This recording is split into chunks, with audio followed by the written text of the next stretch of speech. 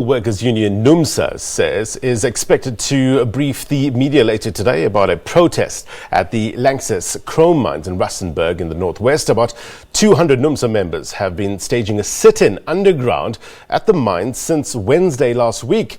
They are protesting against the alleged sexual harassment and victimisation of a female employee. Now, for more on the story, we cross live to our reporter Lucas Mothibedi, who we understand is visiting the family members of the miners. Lucas, thank you very much indeed for your time. Let's get the latest with regards to the sitting.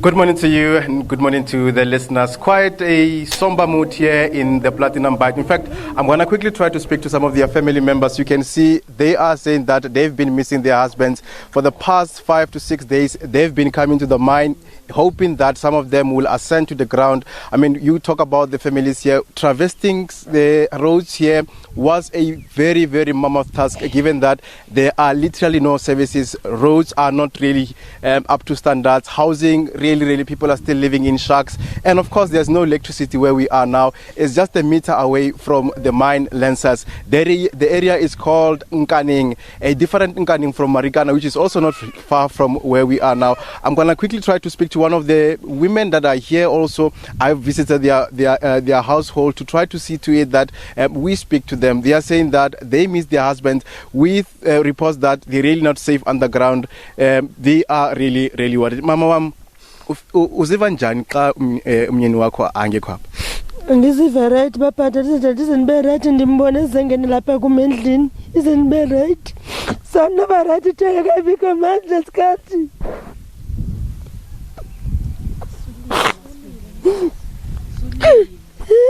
andikwazi sithoba njendenze njani bathi ngoku andinamali andinakudla komntana bangazenza njani zenza njani imali ngoku I'm going to quickly try to leave her to just compose herself, because really it's quite a sad situation here. I'm going to quickly try to speak to one of them here who, in fact, was also telling me that she also has little children that are also asking those daunting question, where is our father? When is he coming? Mom, usiva njani xa myeni wakho angekho apha? Andiziva right tu. Ndirongo ngoba nomntana wam udinga ukutya, utya ibisi, utya inestam, iparafini iyathengwa enkanini, amanzi ayathengwa.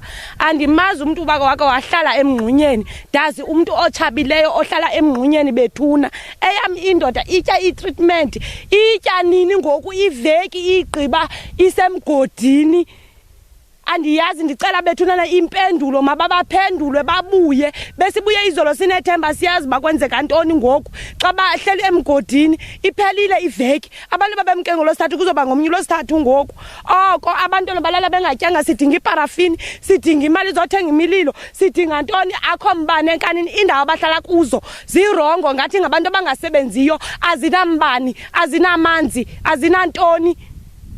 Well, those are painstaking appeals that are made by these women. They are talking about some of their situations that they find them, very unfortunate situation that they find themselves in. When you look at the area itself, how it is, I mean, this woman was just saying just now that they don't have paraffin, which of course will tell you that in this winter condition, you still need paraffin to cook and do other household activities. Given that they don't have electricity here, they don't have food. Some of the women that were talking to me earlier, that they were saying that they do not have food, they do not have any other things to traverse in these cold conditions. But I'm going to quickly try to move up from this story to show you the area as is. I'm going to quickly try to ask you, I'm going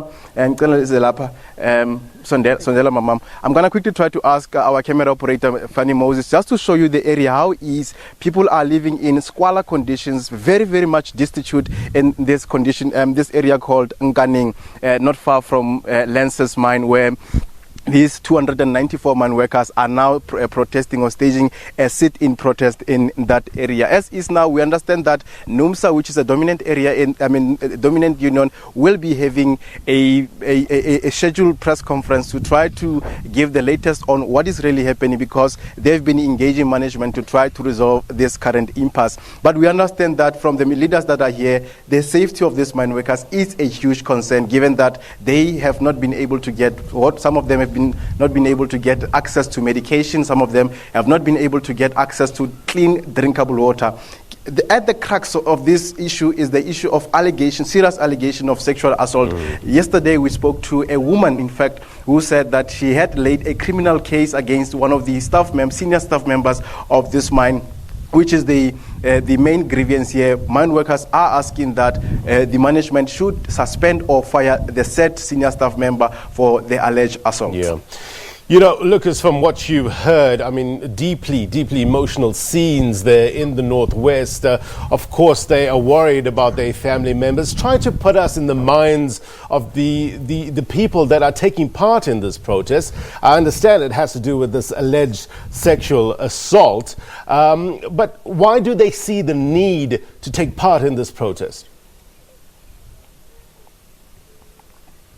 Well, it's from what we understand, it's been happening for some time. Some of the women that we spoke to, which are workers in LanXess, they've been saying that they've been laying some of the criminal cases, not only with police, but also with mine management. But to this point, they have not been able to be assisted. That's why they're saying some of these allegations seemingly are being allegedly swept into the carpet. And they're saying that enough is enough. That is why they're taking this drastic action to stage a sit-in protest underground. It's been 7 days since then, and it seems that they will continue with their protest. But we understand that with these calls and daunting moments where you've seen some of these women and other people, of course, which are gathered outside the mine, are very emotional. We've seen them yesterday, some of them breaking down. We're saying that it is time now that some of them come to the ground. Yeah. But as is now, it's very, very difficult to tell whether these people will be coming back, whether today, tomorrow, or whenever possible.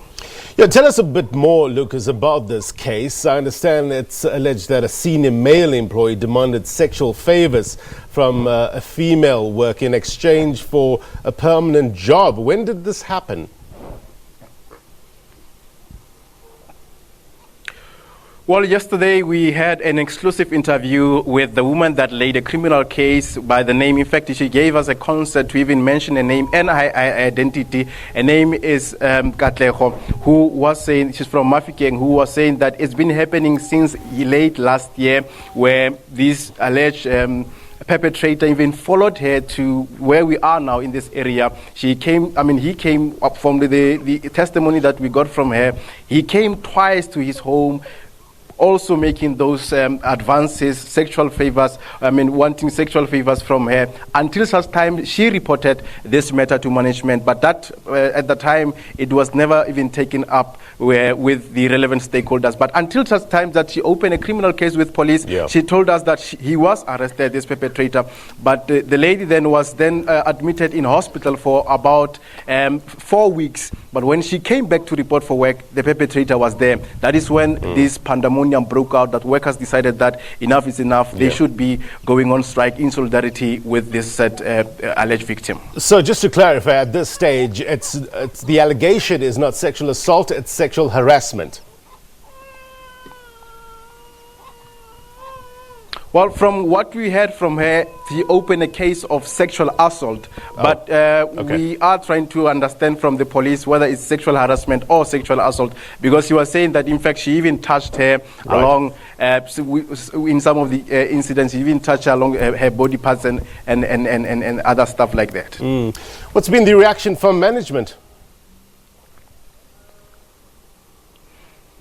Well, we have been trying, in vain, of course, to speak to the CEO of the mine, to Mimbata, to try to understand from the mine management what is really happening here, given that this is a serious allegation that has been leveled against the management. Of course, when you look at some of the reputational damage that comes with these allegations. But unfortunately, we haven't been able to get a comment from the mine, except that here locally, we've been trying to get some of the local leaders here who are saying that a press conference of some sort, a press briefing of some sort will be made from mine management. That, of course, we will still have to verify with the mine management. But as is, we haven't been able to get hold of Tumimbata as the CEO of the mine. You spoke about the conditions under which they are protesting, Lucas. From your opinion, from what you've seen, how long do you think this will last?